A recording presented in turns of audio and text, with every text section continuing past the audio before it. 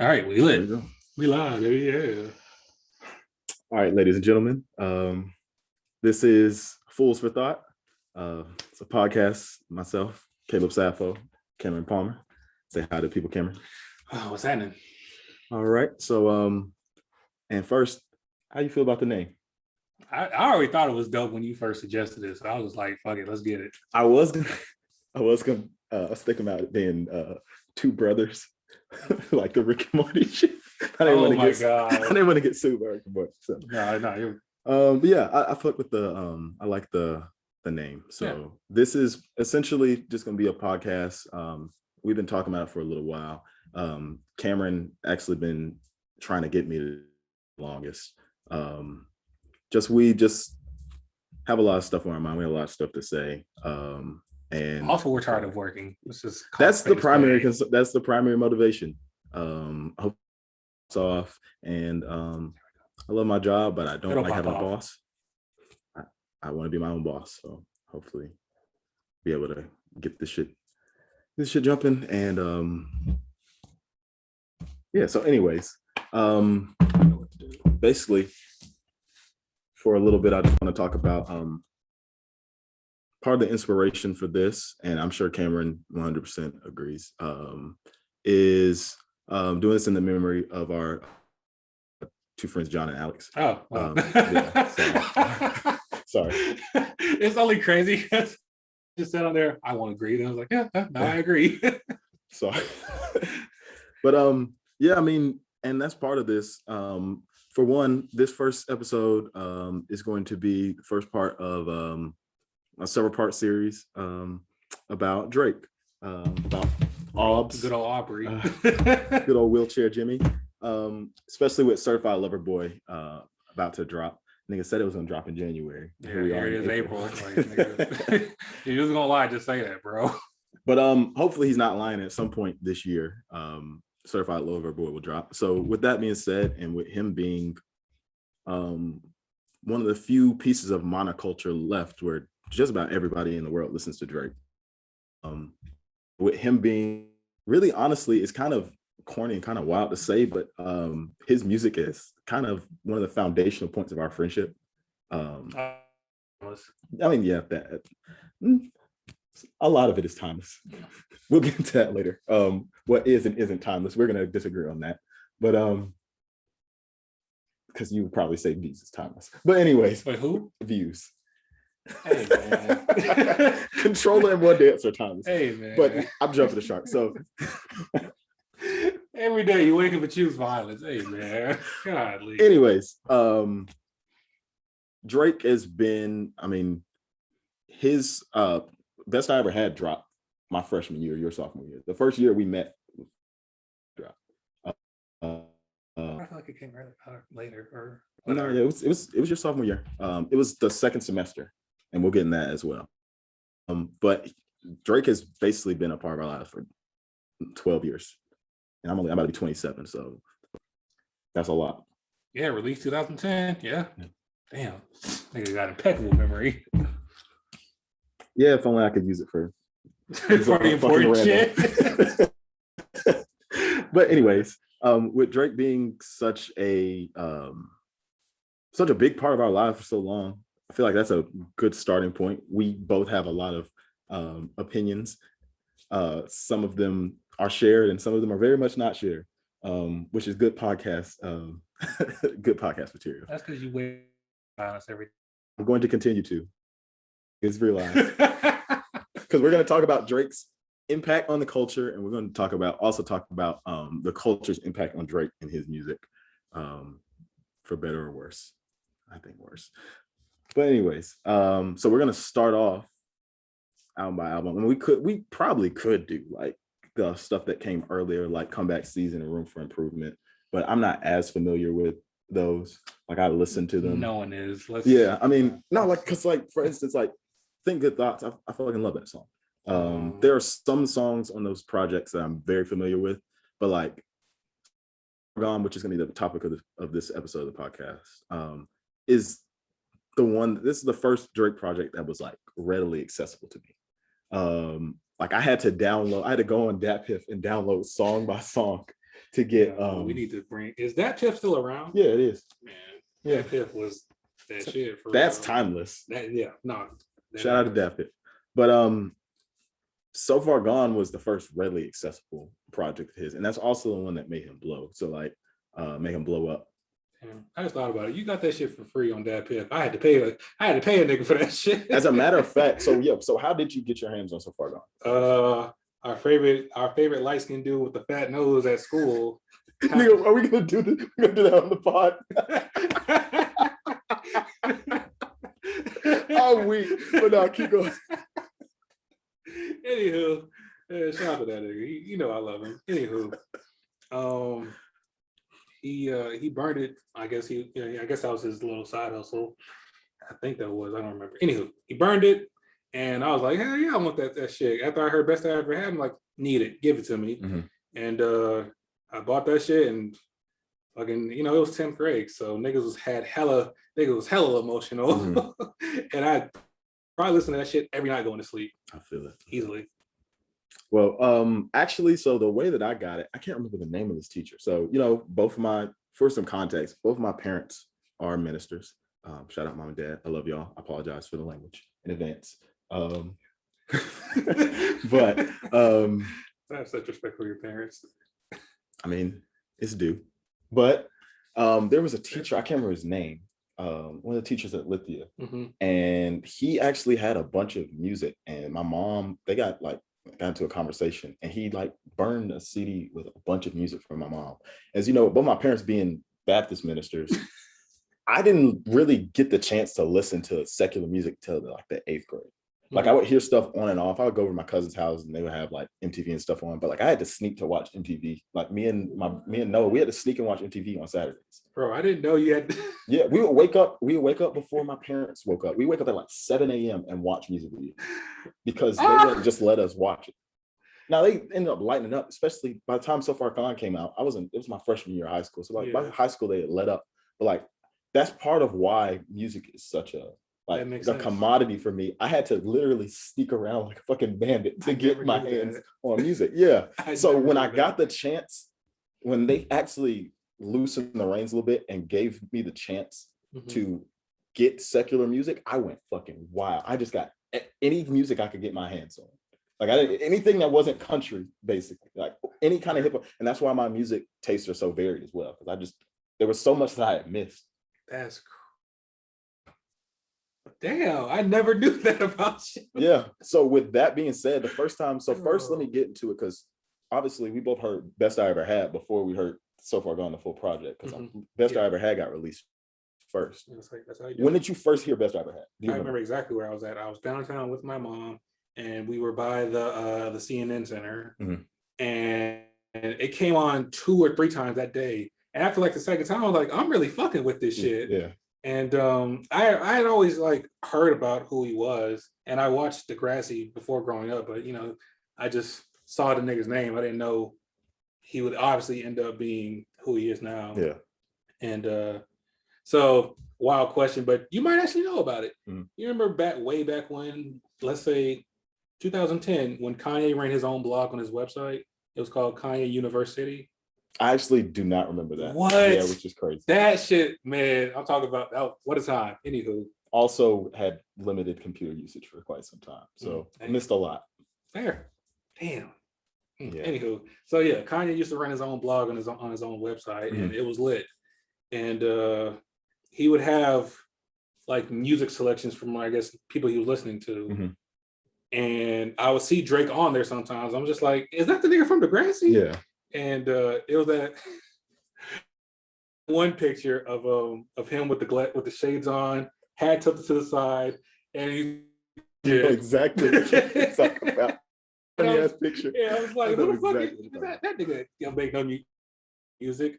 And I never actually listened to the songs on Kanye's page. But whenever I heard Best I Ever Had, I was like, oh, that nigga does sound familiar. And blown away. Then I saw the video. And all them things in there. Things, and they were thinking. I was like, yeah, I can dig about what he's talking about. Yeah, I feel it. The first time I ever heard Best I Ever Had was actually at school. Was at Lithia. So I used to get on, because I had limited computer access, because my parents still they had our browser on lockdown. They would find out for good reason. Hey, I was 14.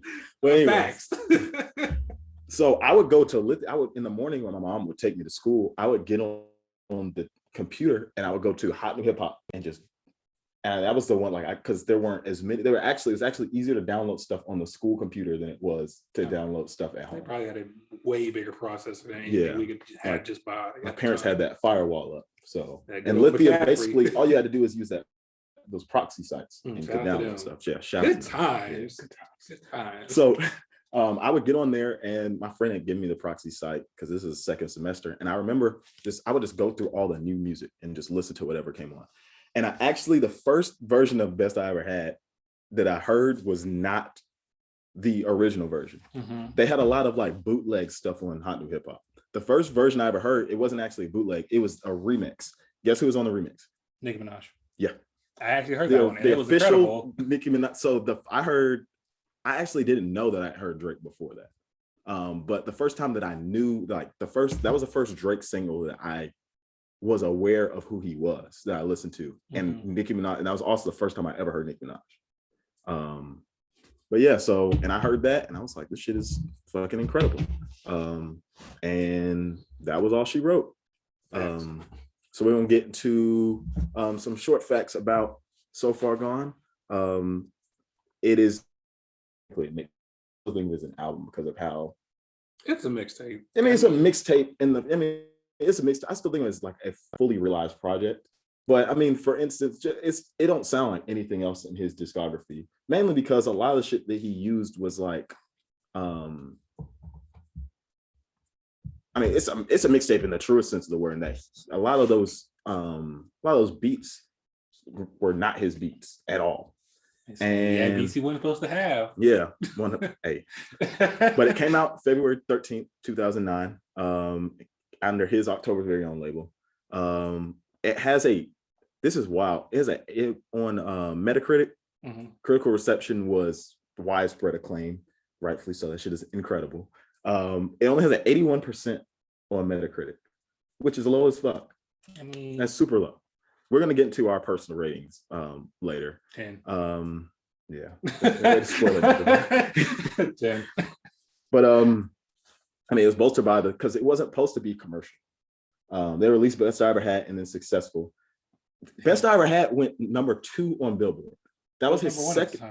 I don't remember. It's probably some. I got time today. I bet it's gonna be hilarious. I know it's gonna be hilarious. Whatever song is number 1. It came out 2010. Okay, so I bet it was that beat. It's probably like B.O.B. or something like that. That Beautiful Girl song, probably. Nothing on You or something like that. Oh man, because that came out around the same time. But man, you owe me $10 if it's that. Nigga. Oh, you know it's crazy. Well, that might not be it. Let me actually look at the list. All right. Wow, that's crazy. No, it's that TikTok song by Keisha. Oh, Kesha. Yeah, that shit. That song came out in 2009. Apparently, well, I put 2010, but same diff. You want me to try 2009? Yeah, because Best I Ever Had. Well, yeah, I mean, we got released. When did Best I Ever? Oh, it was fucking Boom Boom Pow, the Black Eyed Peas. That. Yeah. But anyway. Oh, but that's his second ever single. The first ever single was Replacement Girl, which is hilarious. The nigga trash. Yeah. Trash. Nigga sounded completely revamped his sound in that time. Shout out to him for that. I went back and listened to that shit because I had never heard it before. I'm just like, I'm glad that shit didn't take off. I remember listening to that song in between So Far Gone and Thank Me Later coming out. And I was like, this is the same nigga, like completely different. That's why his girl told me he'd never be as big as Trey Songz. That song right there. Because the best part of that song is Trey Songz' hook, which isn't great. That song's not great. Damn, boy, was she wrong, opinion. First off. Boy, was she wrong. If Drake woke up right now with Trey Songz network, then they would jump out of the window. Facts. But, well, some offense to Trey Songz. I don't have any beef with him personally. He's weird. He holds women against their will. Fuck that nigga. That's tough. Fuck that nigga, bro. Yeah. But anyways, that's his second single really the first like single, and it went number 2. Damn, it's tough. I mean, that's the rest has really been history. We're gonna get into it. First off, do you think that you can? So we've been listening to this tape for going on 12 years. Ever. Listen to it over and over again. Do you think that you can do the track list? I'm telling you right now, I cannot. So you cannot. I cannot. I think I can. All right, bet. I got the track. I'm gonna try. Bet. All right, bet. So are we doing the version because Fear is one of the. There's a version with Fear on it, and Fear is either like the first song. If you want to, I wouldn't, but sure. I'm gonna leave that one out. So I'm just gonna go. All right, let's try. All right, number 1, Lust for Life. Yep. Number 2, Houston, Atlanta, Vegas. Yep. 3, Successful. Yep. 4, Let's Call It Off. Yep. 5. Damn. It's crazy. Damn. 5, song, November 18th. Yeah. 6, Ignorant Shit. Yep. 7, A Night Off. Yep. Fucking great song. That song's so fucking good. 8, Say What's Real. Yep. 9, Little Bit. Yep.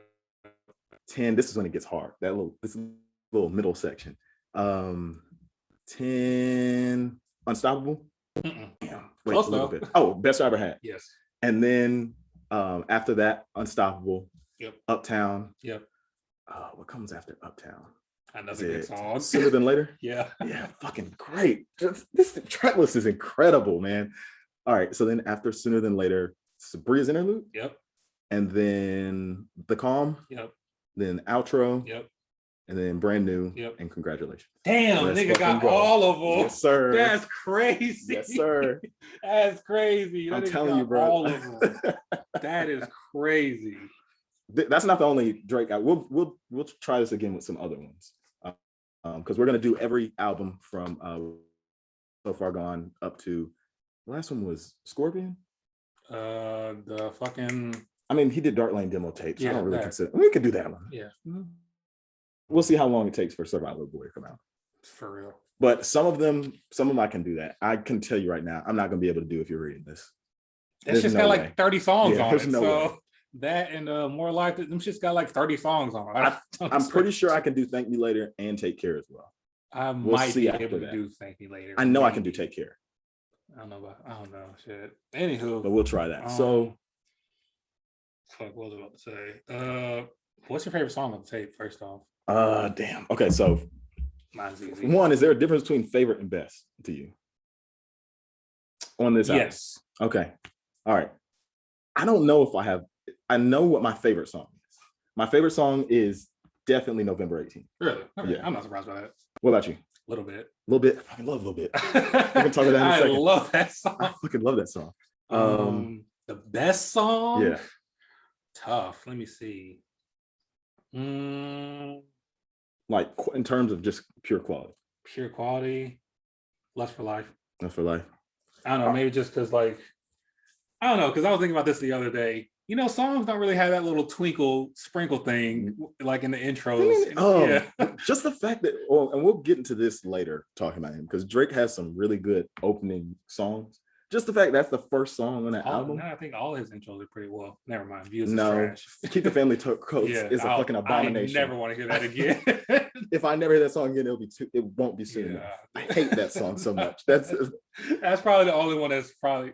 I mean, don't really miss because even his bad albums have good starting songs. Like Scorpion is not a great album, but Survival is a good ass song. Nigga, if it was strictly B-side that came out, you would keep that same 100%. And then even B-side, Peak is fucking great. That's a great intro for that B-side. He don't really miss on his first songs. But yeah, best song, I think it's low-key Houston, Atlanta, Vegas for me.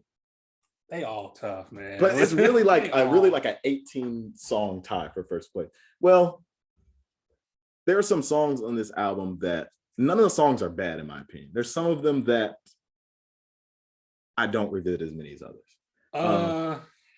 Let me think. If I had to rank the top 5 for me, I'd go a little bit. Actually, no order, but this would be my top 5. I'll go a little bit. Bria's Interlude, A Night Off, November 18th, and Lust for Life. All right, and that's honestly, you could ask me tomorrow, I probably have a different 5. Yeah, same. This is my 5. So let me see if I can even do. So I know the 3. November 18th, A Night Off, Houston and Vegas, and then I say, I like the singy songs. As do I. Which, I said a little bit. It's my favorite song. I mean, the rappity rap songs are fun too. But and then I say Sooner Than Later and Breathing. Damn, Sooner Than Later is a good song. It is. See, like they're all good. They're all good, bro. But that's not going to be the case for all these pods. But this one, he really didn't miss on so far. Like, it's really incredible. That's his first, like, I mean, room for improvement in comeback season. But this is the first one that he knew was going to have a wide appeal. Because by then, he's already getting bidded. He's already being mentored by Wayne. He hadn't signed to Young Money. I don't believe. Mentor. Yet. That's a hell of a mentor, bro. Yeah. Yeah. But he's got other, like, I think Rock Nation was bidding for him. He got Warner, like all kinds of these labels that are just in a bidding war for this nigga. So he knows that people are going to hear this tape. And for him to just do that first tape, like, is really incredible. I really thought, I really thought he was going to be the GOAT. And yeah, we'll get into, and I'm saying Drake 100% is one of the greatest. If he's not number 1, he's at least 1A or 1B. He's one of the greatest hip hop. I mean, he's really commercially, he's one of the greatest artists any genre of all time. Number 1 if we talking commercially. I don't know about that. Just give me a name then. Give me a name. Just even from hip hop, even hip hop. I'm still waiting. 100%. See, because you're gonna argue with me. You're gonna disagree with me. Yeah. We can get into this later because we don't have time for this. But at his peak, Nelly. Nah. Numbers that Nelly was doing when you had to go to a fucking store and buy the album. I went to a store to buy Yeah, but Drake's peak coincides with the streaming era. Because like I had to go to a store and buy Thank You Later. I had to buy Take Care. I think I still got Take Care in my car. But like his real peak commercially is from like Nothing Was the Same On. And that coincides with the rise of stream. Low key, but I don't know, man. I had to go to Target to buy Nothing Was the Same. I genuinely remember when the Started From the Bottom video came out and that nigga was dancing on the billboard and I seen the fucking Started From the Bottom billboard in Atlanta. Mm-hmm. I don't know. That's tough. I'm not saying that he's not one of, like, especially like in terms of impact on the music industry and then just commercial sales. Like that nigga is one of the greatest of all time. And he's not even close to done, most likely. But like, even may he rest in peace, DMX. Like DMX is prime. That nigga had 3 number 1 albums in like 18 months. Like, I'm not saying Drake's not up there. I'm just saying it's not to the point where he's just one of one. Nobody can be compared to him. Because especially, it's kind of hard comparing people songs. He had 1, 2, and 3. And this was just what, recently? Yeah, I mean, that's tough. That's fucking incredible. That's tough. Nigga, that's like you win an MVP, Defensive Player of the Year, and fucking win the ring, which Jordan did. And Finals MVP. Yeah, I'm saying we ain't gonna talk about that. But the year he won Defensive Player of the Year, he didn't win a ring that year. He won everything else. Yeah, just about. If he had some niggas with him, he would. But anyways, but next I'll ask. So your favorite song is Lil Bit. Easily. What'd you say the best song is? Lust for Life. Top 5. Oh, Lust for Life. Okay. What's the most underrated song? The most underrated song on that thing? Yes. Let's see. Probably Bria's Interlude. Bria's Interlude. Or maybe Sooner Than Later. My most underrated song, what I wrote down, is Little Bit. Because I feel Little Bit doesn't get, but those songs, especially because those songs are the best, I feel like Little Bit doesn't get talked about like enough. Great song. It's great. And another thing I want to talk about with in terms of So Far Gone is just how it shaped. Like that's why this is literally one of the most important albums that one of the most important projects that have been released in my lifetime. A big reason that is it helped to shape my music taste. Niggas weren't doing it like this. Niggas were not releasing mixtapes, especially niggas were not releasing hip hop mixtapes and using samples from not even close to hip hop sources. Like He Leave, the artist who did Little Bit, like she's like she's like underground alternative music. Let's call it off. The beat for that is it's a folk band called Peter, Bjorn, and John. Oh, I know them. Yeah, and I listened to, and I actually started like, so all these, what's crazy is, and he listed them like on the DatPiff, like he listed like all the like original artists. He like cited his sources. Yeah. What I started doing, especially once I got to college, and once I got to college my freshman year, I got Spotify, and I was able to branch out, because before I would go to DatPiff, I would go to Hot New Hip Hop, I would go to all these sites, and sorry, artists, I would illegally download all their shit and just get as much of it as my non-smartphone phone could handle in the music library. And then I got a smartphone, and then expanded a little bit, but I was basically still just, I could only have as much music as I was able to download from my parents' computer. Once I got Spotify in college, that's when everything else when the world was yours. Yeah. That's when I started doing like researching, branching out to different genres. I also went to UGA, go Dogs. Being at a PWI, yeah, with going to school with a bunch of white kids, that really diversified because I had white friends, and I showed them my music, and they would show me theirs. So they put me onto a lot of really dope. Like, I didn't listen to white artists except for Eminem. I listen. I still don't.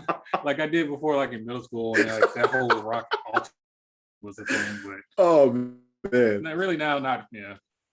But like, even with like, one of my favorite artists of all time is Bon Iver. I love Bon Iver. I found out about Bon Iver from Kanye and working with them on My Beautiful Dark Twisted Fantasy. The foundation for that, and for me researching artists that these hip hop artists were working with, was So Far Gone, because I looked up Peter, Bjorn, and John. I really like this song. Is there anything else they have that's dope? Turns out, yes, they do. Yes, everything. I really like the song I Like and Leave. Let me see if she has other dope shit. Turns out she certainly does. Yeah, like all these artists, but I would have never found artists if Drake hadn't sampled him in on So Far Gone. And like, really, I mean, you don't really hear Drake. There are people who say his music all sounds the same. I disagree. For one, the nigga does two. There are people who say like, really, yeah, that's like a thing. Yeah, and that's not my criticism, that his music sounds the same. That's interesting. I've never heard that before. Like, I know when it comes to like Chris Brown. Yeah, let's talk about Christopher. yeah, but I don't know. I've never, a lot of that, because niggas say that he jumps from this culture to this culture, this culture, this flow, this flow, this flow. So how could it sound the same? Well, I guess they're saying just like the content matter, like because he does mostly talk about, but he just talks about his life. Yeah, but I mean, I get the criticism. I don't necessarily agree. It doesn't make sense to me, but whatever. Yeah, I feel it. But yeah, it's like there's nothing. So Far Gone sounds so different from the rest of his discography to me personally. Now there are different themes. I mean, the themes sound all the same. He talks about his life and shit like his that. Life. He's in a different place. Money. Yeah. Being broke. Being on the grassy. And rich nigga shit now. Yeah, I mean, all the hits. Yeah. All the same shit that you're gonna hear. But like, as far as just like sonically, like that shit sound like there's nothing like little bit. I mean, he kind of sorta, but not really. I don't think so. Well, because because there's not even anything else on So Far Gone that sounds like a little bit. I don't think there's a song you can really, maybe, because it goes from and what's the song that comes out before a little bit is what, A Night Off? I know one. It was on More Life. The shit with the Party Next Door. What's the name of that song? Since Way Back? Yes. Yeah, I can kind of hit the first part of that song. Yeah, but like, so the song before a little bit is Say Was Real. So like, to go from like that rapidy rap ass song and then hear that ding, ding, ding, like it just sounds so different, like sonically, and like he really, like, considering he took a lot of creative risk with that tape, considering like he didn't really take risk. Like, Best I Ever Had be a fucking hit regardless. That nigga hit. But he took a swing and he took a fucking home run out of the park. But it's really wild that he like some of the stuff that he tried on that album, like even with just like Little Bit, or even Bria's interlude is just such a like different song. That song is really incredible. Shout out to Omarion too. That nigga didn't get his kudos on that tape at all. He really didn't. Like, because that song, I mean, that's a deep cut on that song. Like, you ask, there are people who claim that they're like super Drake fan. Yeah. Shout out to Lil for A Night Off. A Night Off might be the best song on the album, actually. It's all tough. I love all of it, honestly. It's all tough. But yeah, so I'm sorry. Yeah, we're getting a little bit off. Are we? Yeah. I mean, not off topic, but supposed to be running through. Is there an overrated song on this album? I don't think so. Maybe Successful, and that's I'm just shooting in the dark right now. Successful is a good song, but it's a great song. That's a great song, but if I had to pick one, I don't really pick one, but if I had to, that's because we seen the video and heard the shit so many times. Bro, that was Successful was my ringtone my sophomore year. So, basically my whole sophomore year of high school. And it's still true to this day. That's all niggas want to be. Yeah. But there isn't really an overrated. We won't be able to say that in albums going forward. Started from the bottom, I'm coming for your ass. But we're good. But we're gonna have to edit that out. Okay. Cool. But anyways, let's see. If there's a song that you would consider like a thesis song, like if somebody was like, show me what this album is, and with one song, what would you choose? Ooh, that's hard. Ooh, that's a good question. That's hard. If I was like, okay, here's this new guy, I think you'll like it. You got one shot to show somebody. One shot, probably November. I fuck with that. Probably. Because November 18th, I think that it's funny because I mean, me, I like the deep cuts of albums. Probably November 18th, I guess. And I like singles, but typically singles, like songs that are built for like commercial success, usually aren't my favorites. There are a couple exceptions, but I would probably show them Best I Ever Had because it's the hook is fucking great. Mm-hmm. Some singing on there, some, and I mean, there's some bars on Best I Ever Had too. Like, it's a good song, emblematic of like where he was. Musically at the time. No, yeah, like good shit. Andy Griffin theme song. But either be that or maybe Uptown. Yeah, damn. Maybe Uptown. Great. It's all great, man. Shout out to Bun B for that fucking great ass verse on Uptown. Oh, it's all great. God, it's all great. All the features. I don't think nothing really misses for me. Yeah, nothing's wrong on this album. I'm not saying, well, it might be perfect for me. No, Leah, like I was listening to it earlier, and we'll get to it. You spoiling again, but because I was gonna do the rate, I was gonna have us do the rating. But anyways, I was listening to it before to prep for it. That was just when Lust for Life came on. I was just listening to it. And then just the part, I found myself so many times listening to this, and this album is 12 years old. I just kept saying over and over again, this shit is so fucking good. Timeless. Like the part where it's like, and these girls would make offers, and who the hell am I say? And then, like, that shit is so good. Like, my ex sending late night texts because she don't want, damn, that shit's so good. But anyways, fun fact, you know who can sing? Surprisingly, you'll never guess. My nigga Derek can sing. Derek can sing his ass off. Nigga, no, there's no way. I promise you. I mean, I guess that's not that surprising. I mean, Derek's a talented dude, but like, nigga, I never heard him sing, and I just wouldn't have. Nigga, we was in. I remember exactly where we was at the gas station, and we were at the pump, and Lloyd came on.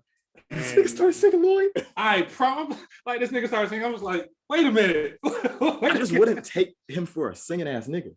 Nigga sang. Wow. Nigga sang. All right. Shout out to Derek. I was about to say. So we already know what this is gonna be. Well, what's your rating on a scale of 1 to 10? 11. 11. That's fair. That's fair. This project is great. He really bodied this shit. First real shot at stardom. He just knocked the shit out of the park.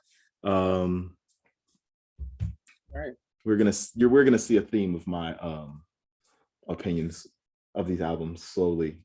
There's definitely steady decline. Well, there's a good arising, but then after a while, I'd be like, it's a little yeah. Might have some waves, it is what it is. But yeah, I'd say 10 for sure. Like this is one of I would, and I guess we can go ahead and get to this.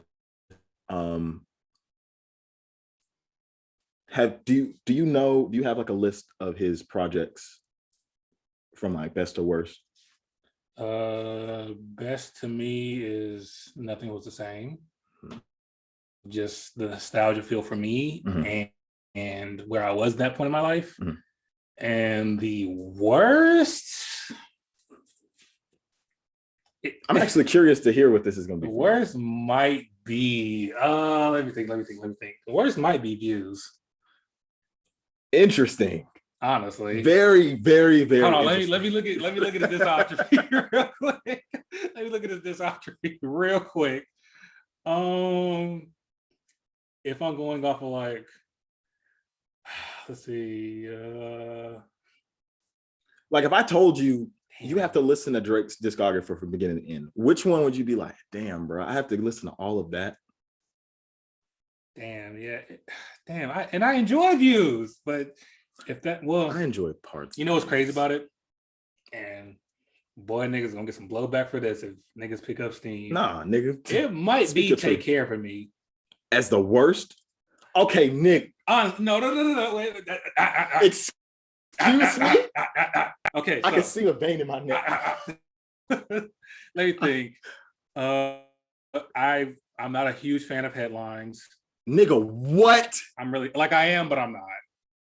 If I gave it a rating, 6 out of 10, maybe 7, maybe 8. Okay, I don't know. Anywho, okay, We'll Be Fine. Nigga, I am flabbergasted. Yeah, well, We'll Be Fine. Boo. Lord Knows. Oh, damn, Lord Knows is good. I'm all for We'll Be Fine. Not even slander, because it's true. It's not the Cameras best. Is my favorite song on this shit. Cameras is fucking incredible. Doing It Wrong, yeah. Nigga, what? My shit. Look What You Done. That's my shit. Okay. Oh, you're fucking right. That's my shit. Practice. I'm cool with it. I like Practice. It's not the best. Underground Kings. Boo. The Ride. That's my shit. Yeah, we're not even gonna be able to do a Take Care podcast. I'm finna get pissed. This nigga said boo to Underground Kings. Underground Kings is trash. God. I don't care no what's it. Excuse. Hold on. Let me listen to this shit real quick. Let me listen to a snippet of this. Trash. Fuck out of here. Got rich off a mixtape. No, I'm good, dog. I'm cool on it. I'm cool. Cameron. I'm cool on Dear it. God. Okay, yeah. This cool tape. I thought we were gonna be on one of, but I thought that we were gonna have to wait to the Views tape for this shit to be fun. this Take Care one is gonna be fun. Take Care is as far as favorites, So Far Gone is my favorite Drake project. Back and forth between, for best, I go back and forth between So Far Gone and Take Care. I kind of have to say Take Care because of the degree of difficulty, because it's kind of hard to flip songs like Let's Call It Off and Little Bit, and even like Ignorant Shit, which is like the sample is from the Jay-Z song, which he bodied that shit. Him and Wayne both bodied that shit. I'll just say that 1A So Far Gone, 1B is Take Care. For you to say that's his worst project, or at least, is it worst or least favorite? It's my least favorite. Okay, yeah, that's fine. That's personal opinion. I was saying worst. I was and like, even me saying that, it's like I still like most of the songs on that fucking project. I don't know. Take Care was basically all I ever listened to. Last year. That was a college album, wasn't it? For me, it was my last year of high school. Yeah. It was Take Care and the school album and the Sideline Story, actually. Same. Yeah. Same. Because I remember, I think I was listening to 107.9 and J. Cole was on there and he was like, I promise you, if you get it, there's no skips. I'm just like, shut up, nigga. There's some skips on there. And there wasn't too many skips on that motherfucker. Now, we can do that because also, my opinion on the Sideline Story now is probably not the same as it was in high school.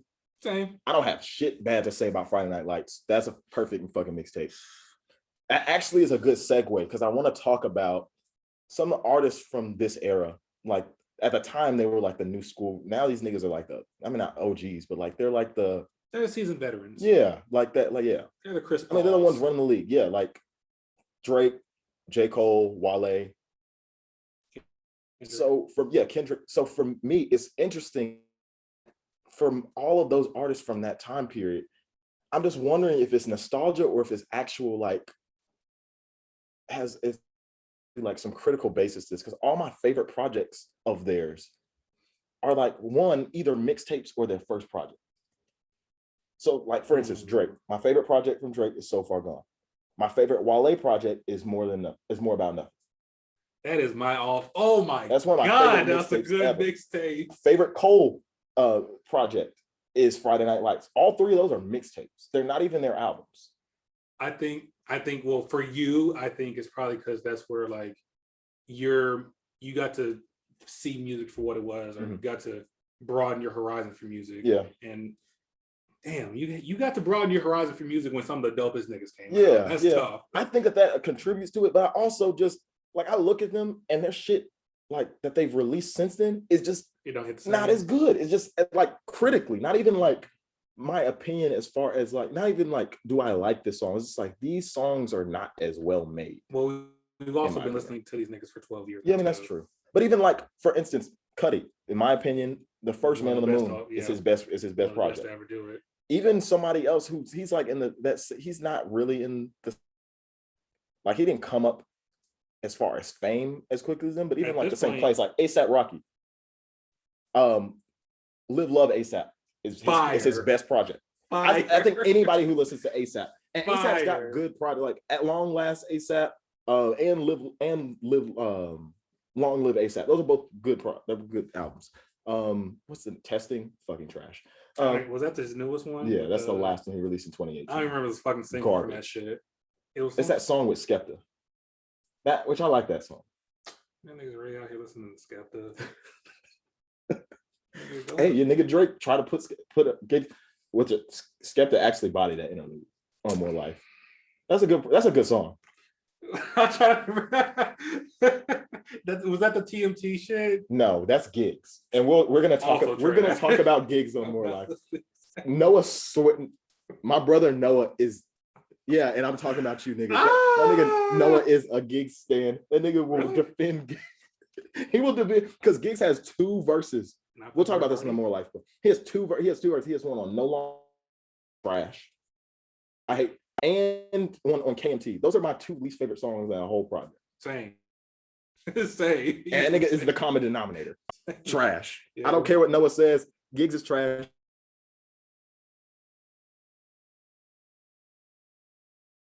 That's the last thing that you say on this album. I mean, we've all heard our favorite people say something lame and shit. But no, the whole thing was. Yeah.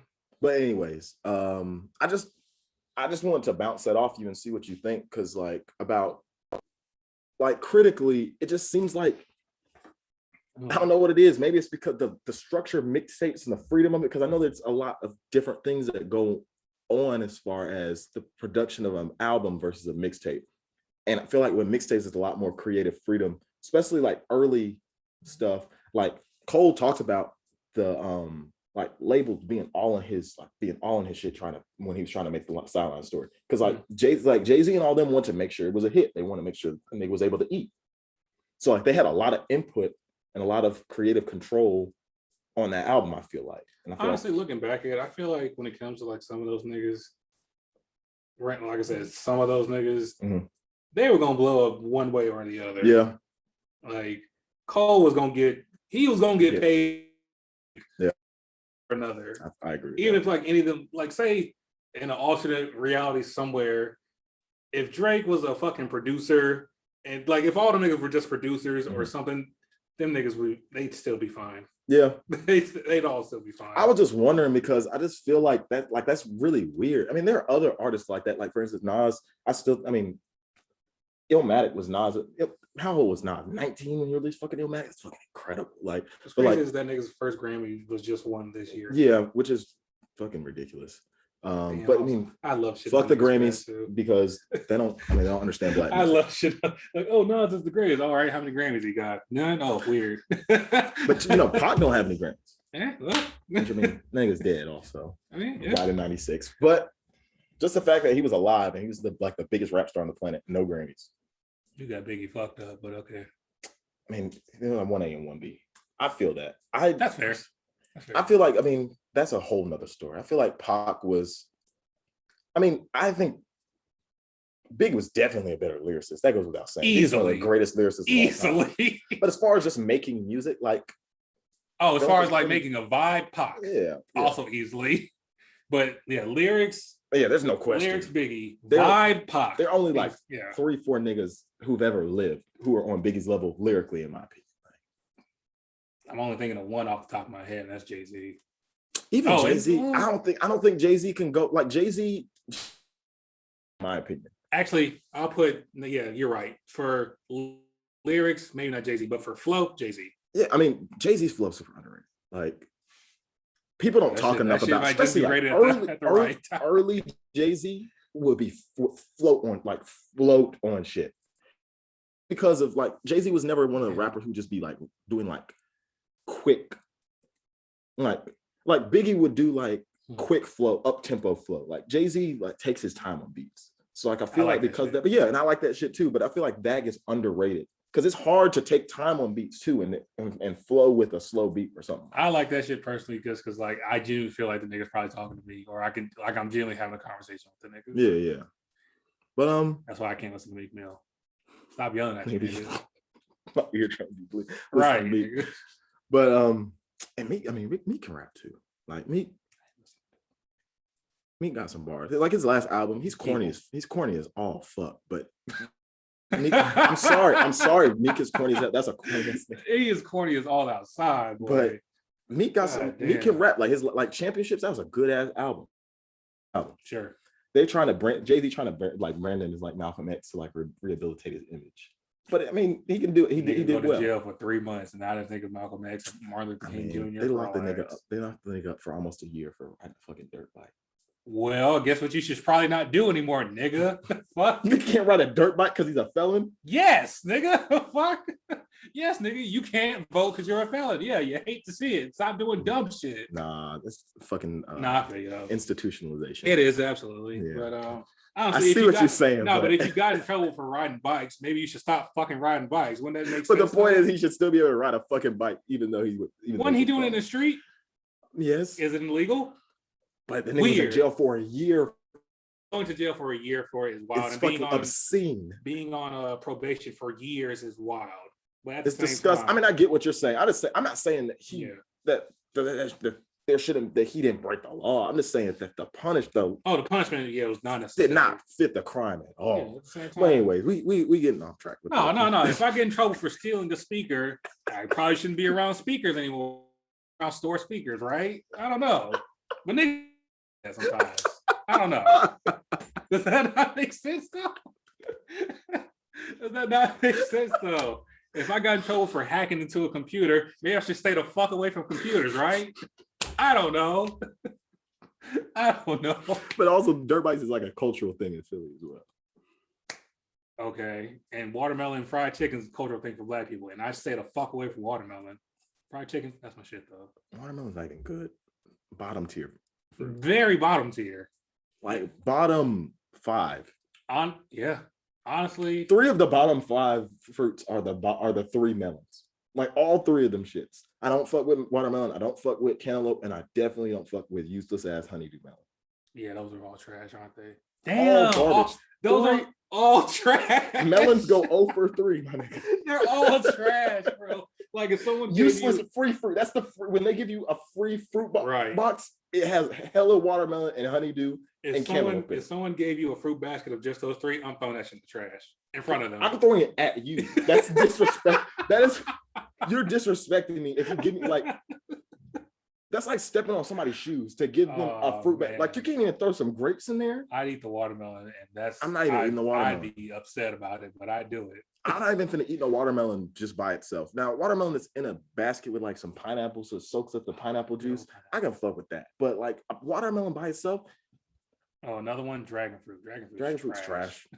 Like by itself, it's trash. It doesn't taste like anything. It looks delicious. It looks beautiful. It looks like an alien fruit, but it's not fire. Trash. Overrated as hell. Well, I mean, niggas don't even talk about it. How do we start talking about fruit? I don't know. We go on tangents. I'm on a tangent. This is gonna happen, ladies and gentlemen. I apologize in advance, but also fuck with us. I know. Yeah, just grow with us. You know. But any other thoughts on So Far Gone? I think, looking back at it, I think it was literally a blueprint for what's to come for him. Oh, 100% for him and for the music industry. Because I mean, that shit he said on, I mean, you and I have differing opinions on Drake as an overall, like just an overall framework. But the nigga, that line on 5 a.m. in Toronto, the every song sound like Drake featuring Drake, that has certainly been true to an extent for a lot of his career. Like niggas have been copying the fuck out of him for years. And this was really where it started. There was a bunch of sing-songy ass niggas. Like there's so many, like you can see there's so many artists, and really you can't really talk about So Far Gone. I'm gonna get to this for a second without talking about 808s, because 808s was like the herald for So Far Gone. 808s kind of prime everybody's he birthed these niggas. Yeah, I mean, Kanye, all these niggas is Kanye's sons. Kanye's a, and we could do a whole nother podcast over his albums as well. But Kanye, you know, the other day, Kanye is a fucking coon. Absolutely. But Graduation will always be somewhere special in my heart. Always. Well, for one, My Beautiful Dark Twisted Fantasy is one of my 3 favorite albums of all time. Fair. 3 favorite albums of all time. Probably literally perfect. That's fair. That is a perfect album. Blonde, To Pimp a Butterfly, My Beautiful Dark Twisted Fantasy. Those are my 3 favorite albums. I knew your ass was gonna choose them. Yeah, I knew that shit. Yeah, my rapidy rap ass. I knew that shit. Honestly, nigga, if they like, hey, if you had to choose three albums for Caleb, it'd be those. Or I would have choose That's money. Nostalgia instead of Blonde. Nostalgia Ultra. Yeah, I feel that. I mean, really, just you can't go wrong with you can't go wrong. I think it's a perfect artist. Shout out to Frank. Cap. Give us more music, nigga. I say Cap. He doesn't release shit. Fuck when he does, but when he does, nigga has not missed for years.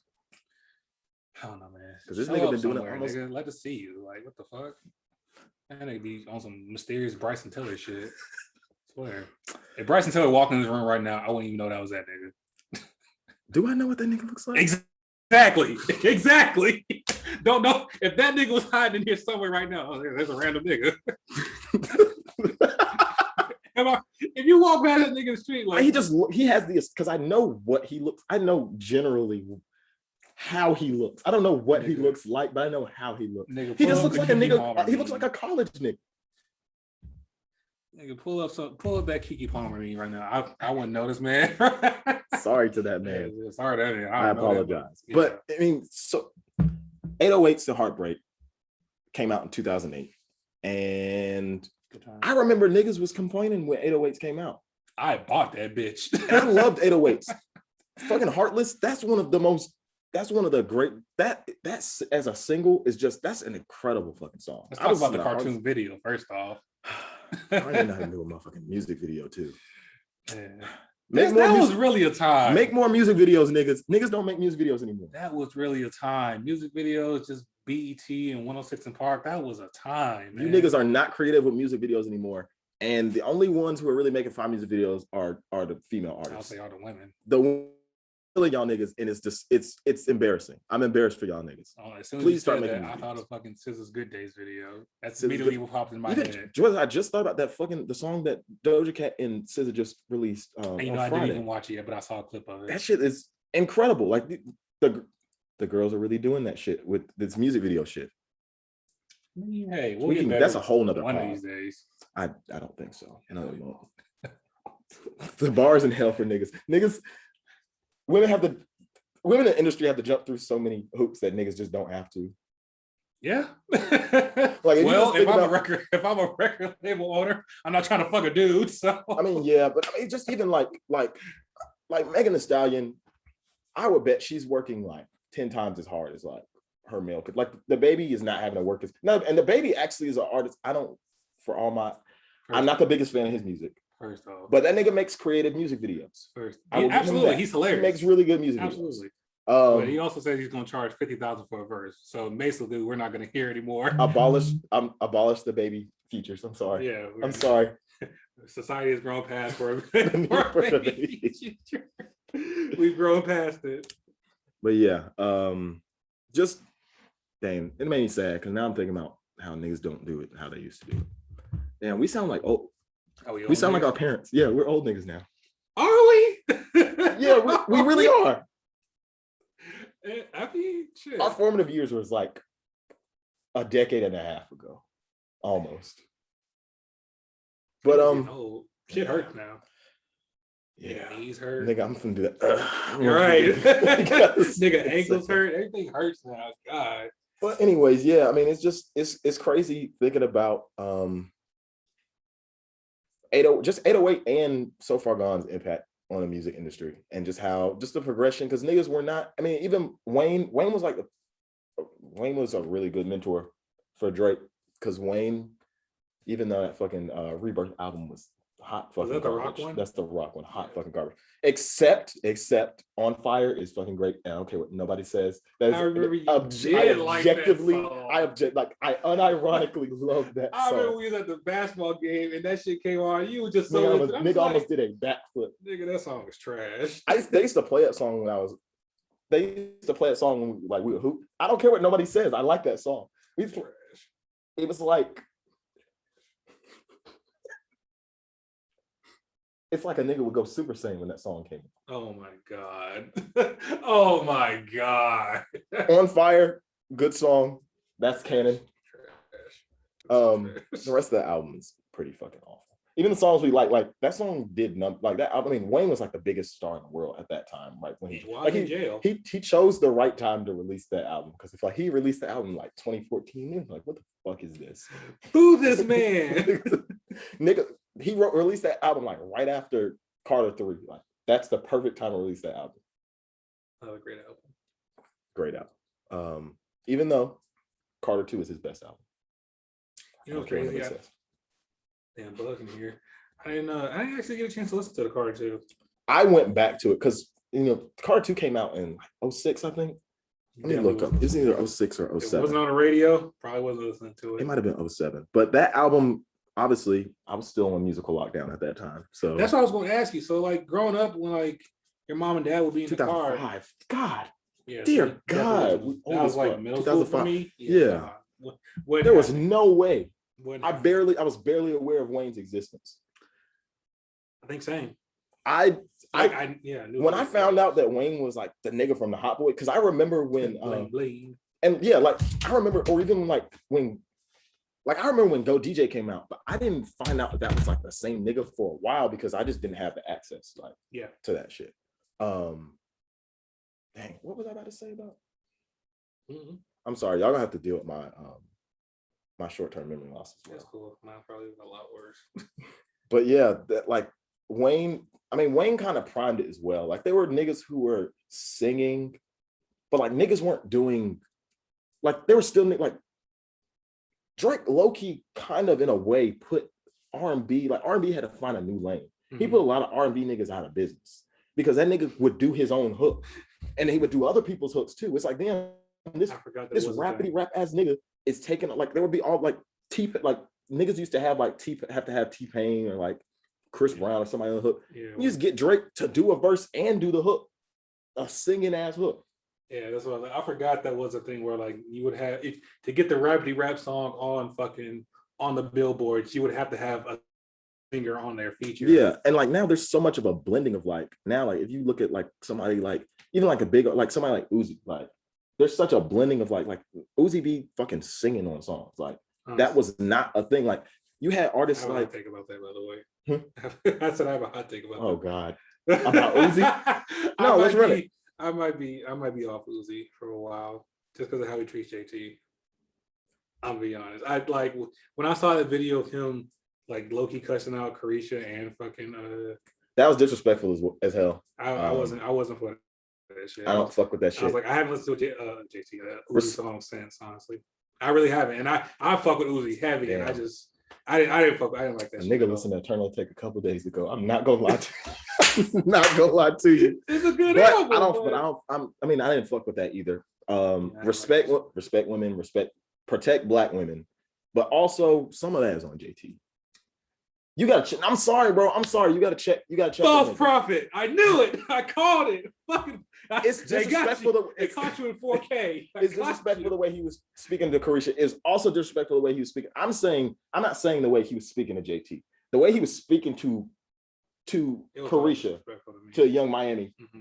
You gotta check. And she was sitting there. Yeah. Hey, bro, don't let. Like, she shouldn't be defending her. She shouldn't be the only one defending herself on that call. You right there with him. Check that nigga. I'm sorry, bro. I'm sorry. That's all I'm saying. It's only funny because on Twitter it was like, what shit City Girl about that whole exchange? That wasn't shit City Girls about that at all. At all.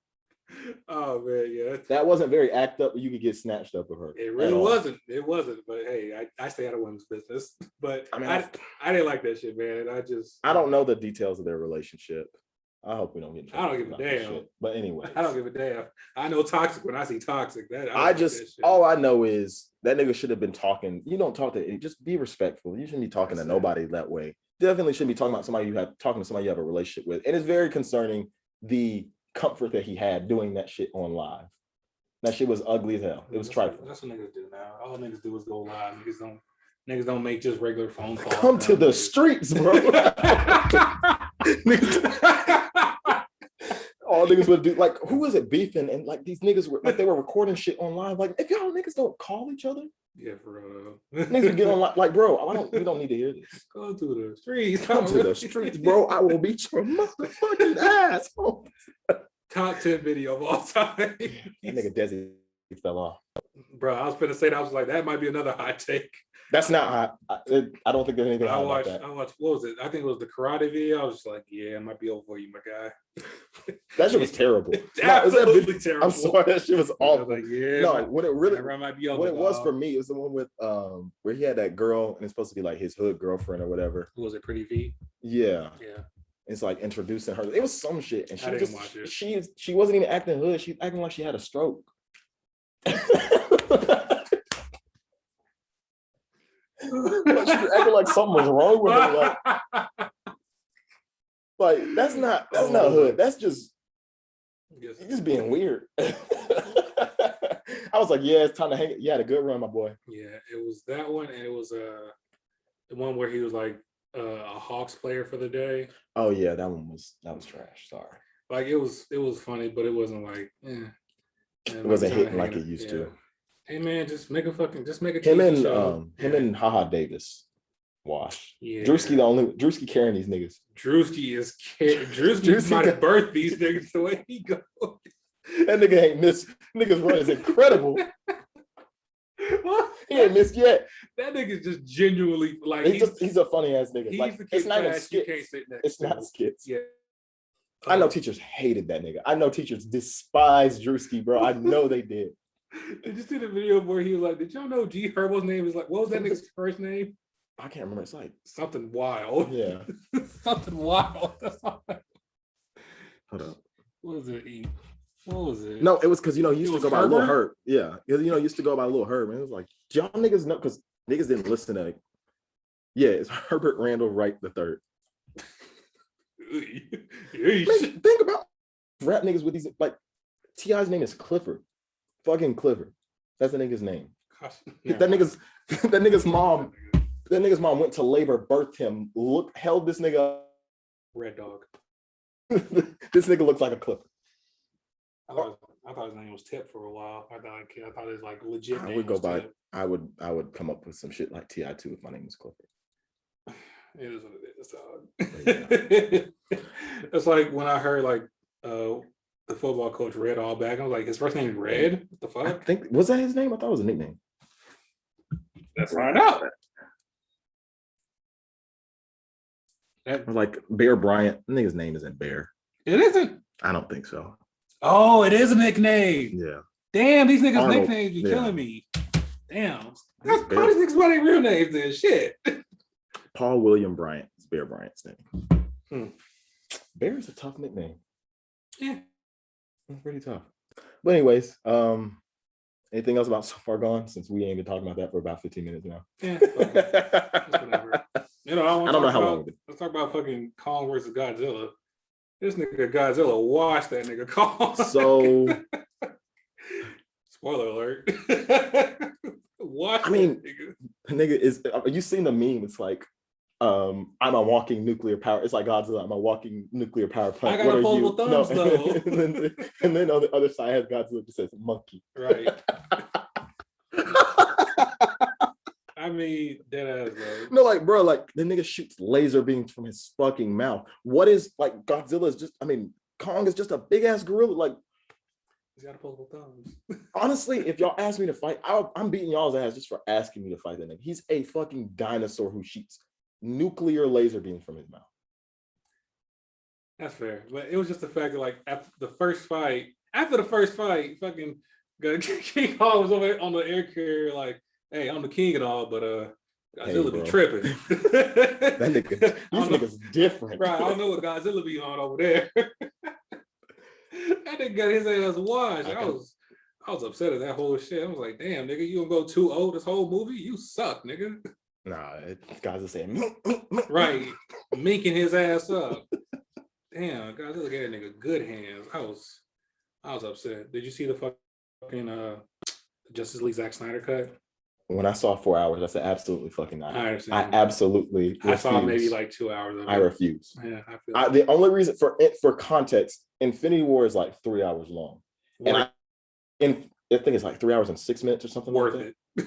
Absolutely worth it. That's one of my favorite movies, like objective, like just straight up. I love that movie. I watched that movie last week. That shit's incredible. It's 3 hours. And the reason when I saw 3 hours, I said 3 hours, but they had a lot of framework. That was a 20-second movie of nothing about watching it at home will never hit the same as actually being at the theater to watch it. Watching Infinity War and watching Endgame, those are two of my 3 favorite movie watching experiences of my entire life. Like in theater. Nah, Infinity Wars, I was upset. I was sick. Nigga, there was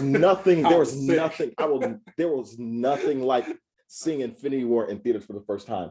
Bro, okay, so it was hard though. I was sick. I was sick too. So okay, so when Infinity War came out, you know, we're nerds. We like. I'm a nerd. I got hands. Hey, I feel that. I got hands. But niggas like anime. Niggas like comics. Yeah, I like what I like. I like what I like. And so, you know, I read the comics, and so I read the Infinity Gauntlet saga and all that shit. I knew about Thanos and all that stuff. That's why I was excited when I saw like that he was gonna be like the big bad of the first 3 phases of the MCU. But like in the comics, certain people die, and because for a lot of the MCU they've been faithful to like the source material. I thought I knew who was gonna die in the movie. And plus, so I thought I knew certain people were going to die in the movie. I thought they were going to take people which some of the people who died in the comics also died in the movies.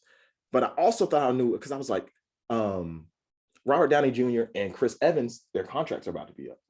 They've been doing this shit for years. I was like, they're going to kill them, and they're going to drop these dramatic send-offs in Infinity War that pay homage to the characters, and then they're going to give the chance for like Black Panther and Spider-Man to step up and be the leaders of the MCU. Damn, they lost Chadwick. Rest in peace. Yeah. The good ones always die now. Right. All these whole ass niggas walking around here. And fucking Prince Phillips. Right.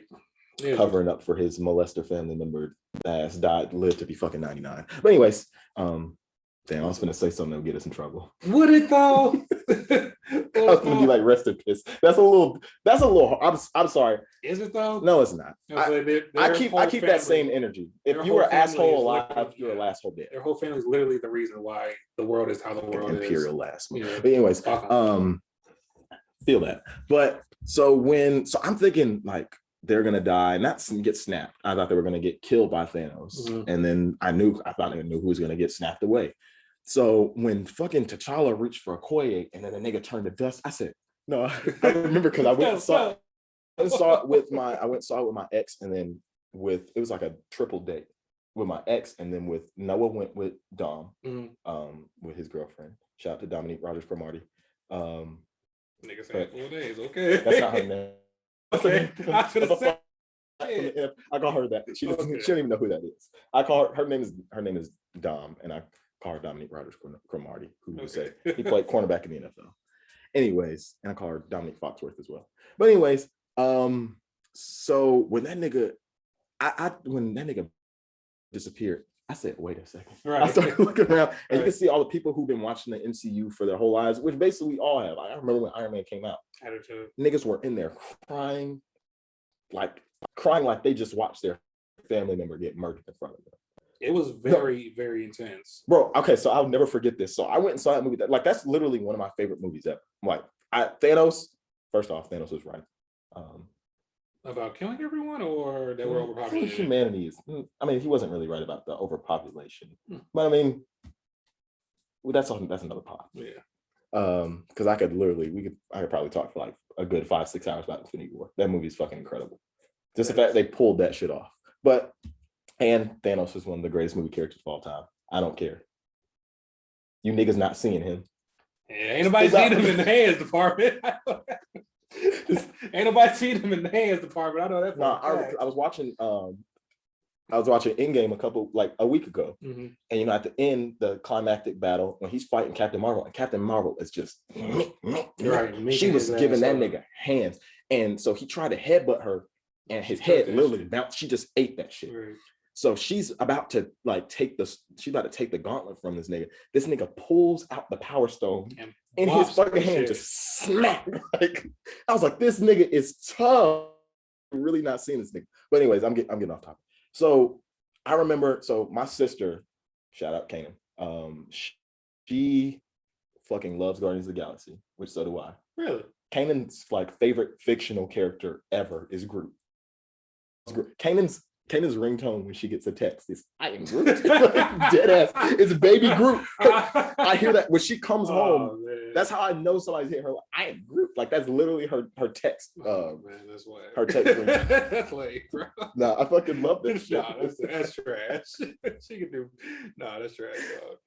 But anyways, I remember because I had already seen. So I went and saw Infinity War 4 times that first week. Oh no! After that first time, I was good. I was just man, nigga, when I was watching that shit, and first off, when Thor came from whatever that name that star was, and you see the fucking don't ask why I know, but it's called Nidalee. I mean, it makes sense. And when you see the fucking what's the name of that shit? The Bifrost. When you see the Bifrost, and you see the fucking nigga said, "Bring me down." Right. This shit's so wrong. Hardest scene in the movie to me. Well, top 3. Now, the hardest scene in the movie to me is when Thanos brought that fucking moon down on Iron Man and them niggas. Nigga pulled a moon down. Okay, a fucking moon. A moon. Top 3 scenes for me would be. Damn, that is a tough scene. Okay. And when he beat Hulk's ass. Because he beat the dog shit out of him. We ain't seen that nigga since. Yeah. We haven't seen that. That nigga ducking smoke for two and a half hours. Damn, that's literally because he becomes Professor Hulk, he becomes Smart Hulk. The next one. That was literally the last time that we ever saw the Incredible Hulk. That nigga never came back. Literally would not come out. It was just the fact that Loki. He held up the fucking the stone. He was like, "We have a Hulk. We have a Hulk." And that nigga Hulk was like, "Oh yeah, let's see what you got." And nigga, when Thanos started doing that MMA shit, I was just like, "Oh my god, it's not cool. I don't like it here." But the first time that I saw Infinity War, everybody was fucking shook. That car ride was quiet as fuck. Yeah, on the way back. But I already seen it 3 times when I finally went to go see it with my family. My family saw it for the first time. Nigga, do you know how hard it was to sit there and not say nothing? I already seen this shit. Well, I told y'all niggas. And I went and saw it, and I already knew because Kanan fucking loved Groot. Noah, my brother got hurt. Groot did fucking vanish. Yeah, he was one of the first people to vanish. He's the 3rd person to vanish in that movie, I think. It's Black Panther. No, first it was Bucky, and then Black Panther. And then Sam, and then Groot. Yeah. So he's the 4th person to pass. And so I already knew. I almost didn't even want to go see it because I knew my sister was gonna cry. I go so he starts passing, and it makes it even worse because Rocket is there, and Rocket's basically Groot's dad. And so he's like, no, Groot. I turn over. My sister is tears, tears, man. Real G tears came out that day. Okay, top 3 scenes. It was terrible. Let's see. When Iron Man puts on his new fucking nano suit, that shit was tough. Oh, that shit was so fire. Where fucking I forgot Homeboy's name because I don't remember fucking Dark Order's name. Anywho, when he's about to smash Iron Man and fucking Spider-Man catches that bitch I also know his name. Cole Obsidian, I think was. Only one I know is fucking nerd. Only one I know is Corvus Clave, and that's Corvus Clave was the he's the dude with the fucking spear. Yeah, it's Corvus Glaive, Ebony Maw, And Ebony Maw. Fuck Ebony Maw, bitch ass nigga. Hey. Float around in space for a little, you punk ass bitch. But anyways, and then Proxima Midnight is the girl. Proxima Midnight, yeah. And then Cole Obsidian is the big ass one. That's just great. Hey man. Yeah, that was probably one of my favorite scenes. So favorite scenes. My favorite, probably the funniest part of that movie is probably when Peter puts on the Iron Spider that's just great costume, and that's probably my top 3. The funniest scene of that movie, and there are a lot of funny ass scenes in that movie. I just thought 2 more. The funniest scene of that movie to me is when the Guardians of the Galaxy meet Doctor Strange, Spider-Man, and Iron Man. Yeah, and then so when they all figure out that they're not like that, they're all trying to fight Thanos. Yeah, and Doctor Strange goes, "Which master do you serve?" And Peter goes, "Which master do I serve? What am I supposed to say? Jesus." That shit's funny as hell. That is so funny. Damn, that's a good movie. And Tony was like, "Hey, you're from Earth." I'm like, "No, I'm from Missouri." Yeah, that's from Earth, dipshit. No, and then when he's like, "Where's Gamora?" And then Iron Man's like, "I got one better for you." Who's Gamora? And then Drax goes, "I got one better for you. Why is Gamora?" That movie's really funny as fuck. All of them are funny. It really shouldn't be funny because of how dark that movie is, but they pulled that shit off. I mean, honestly, just all of them were funny. And looking back at it, when I first saw the first Avengers, I was just like, "Nigga, why was this shit so fucking funny?" But hey, they pull that shit off. They do. But you got anything else? No. Well, that wraps up our So Far Gone /MCU podcast. Fuck it. Fuck it, man. When in doubt, fuck it. Yeah, we're gonna get into whatever we get into, but this won't be the last time that we talk about So Far Gone, for sure. But so the next one, we're gonna get to Thank Me Later. Probably maybe the weirdest project in his discography. That one might be the worst to me then, maybe. I have a higher opinion of Thank Me Later than most people. I don't know. It's probably tied a lot to nostalgia. I had a great summer. That's the summer that Thank Me Later came out. Well, yeah, all right. How do you want to? If people say that's the worst album, I feel that. But I have a lot. I think the album is better than a lot of people. But yeah, I just want to first off, thank you, bro. This has been a lot of fun. Of course. We're gonna keep the shit going. Shout out to my parents. Again, I apologize for the language. Oh man. Like I said, I have such respect for your mom and dad. I don't want them to think bad about me. My pops, love both of y'all. My brother Noah. We're gonna have to get him on here one of these days. Absolutely. He's gonna be on several of these. Absolutely. We might even be able to finish that shit. Yeah. Shout out to Noah. Both my sister Kanan, love you, Kiki, and Seth. My dog, keep doing it. Tennessee State. All right, keep doing the damn thing, Seth. And then if I forget anybody, I mean anybody else who's listening, all the listeners. Shout out to the fans. Yeah. Or fans might be one right now. Who cares? Hey, whatever. In that vine of dude staring out the window playing his music. Right, like 3 people partying with it. Fuck it. But no, this has been a lot of fun. We're gonna keep this going. But there's nothing else. Yeah.